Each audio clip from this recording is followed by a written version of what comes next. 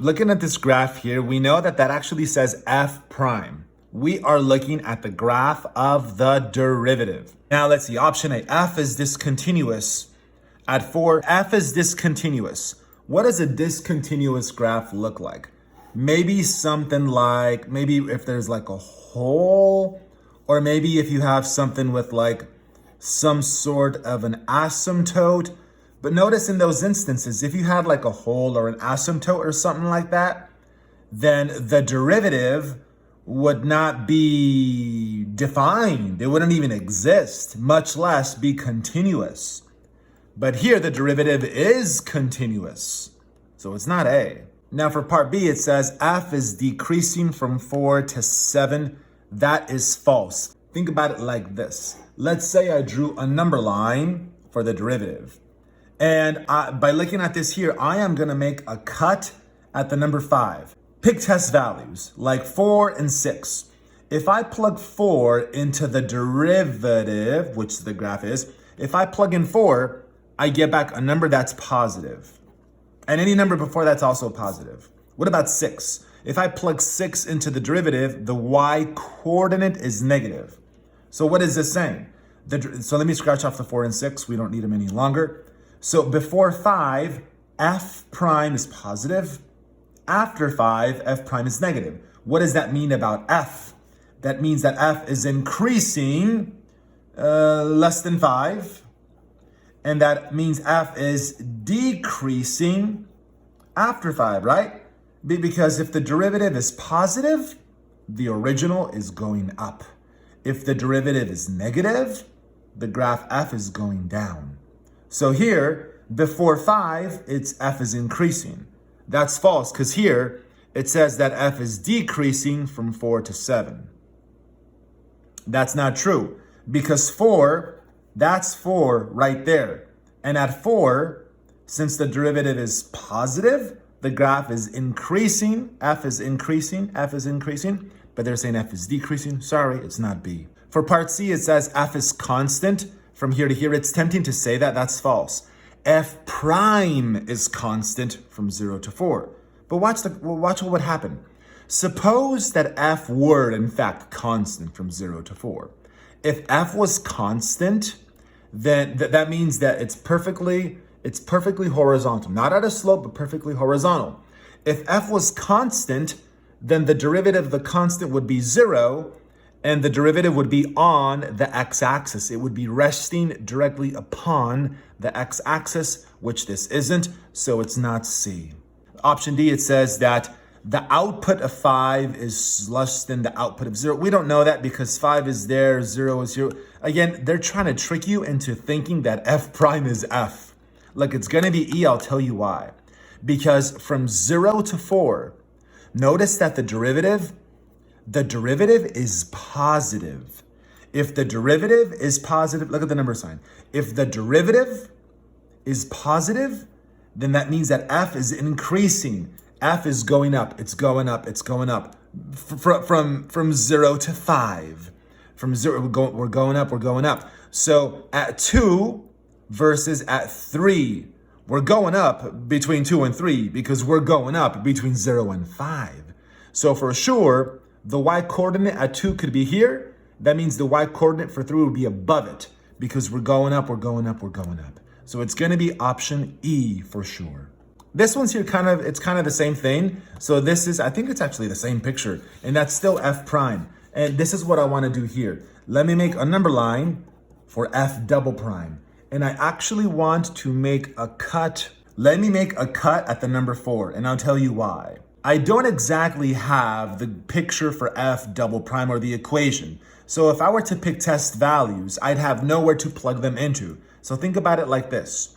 You know that the slopes of the tangent lines of f prime tell you something about the positive, negative y coordinates of f double prime. So watch this. From 4 to 7, from here to here, f prime is decreasing.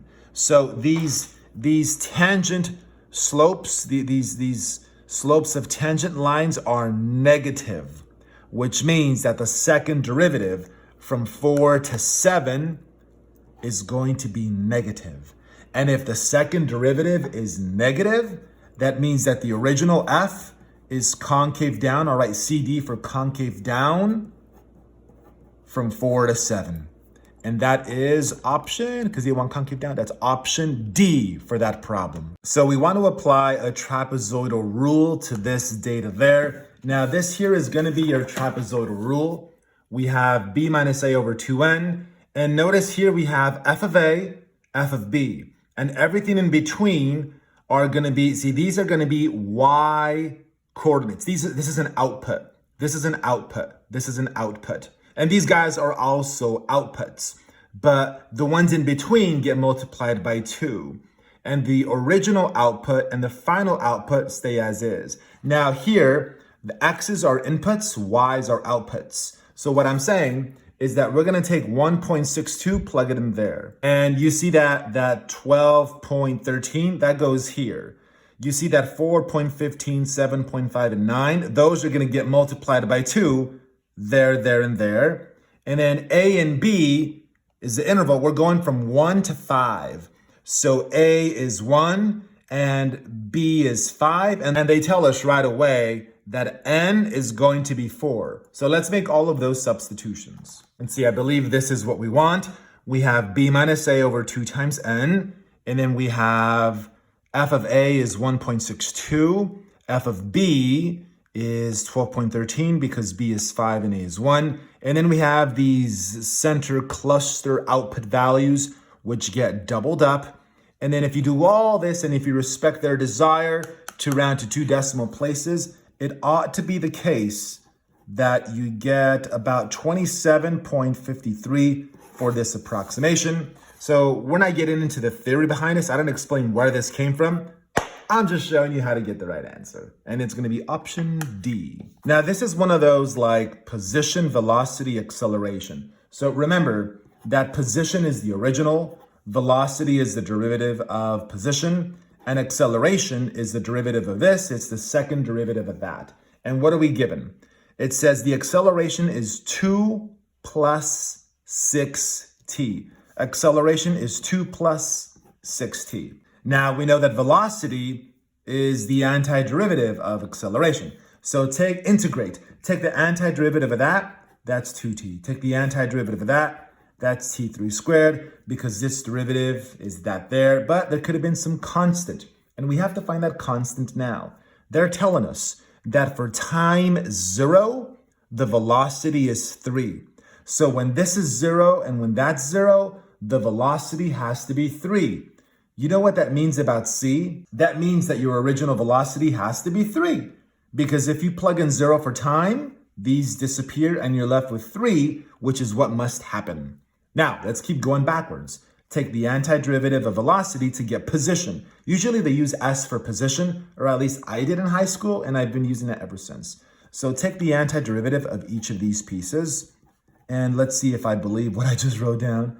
The derivative of that is that, the derivative of that, the derivative of that. Yeah, this looks good. But now you have to find the original position. And they tell us the same thing. They said when time is 0, we know the velocity is 3, but it also says the position is 2. So that C is going to be 2. So this is our position model. And now we want to use it because we want to find the position when time is 1.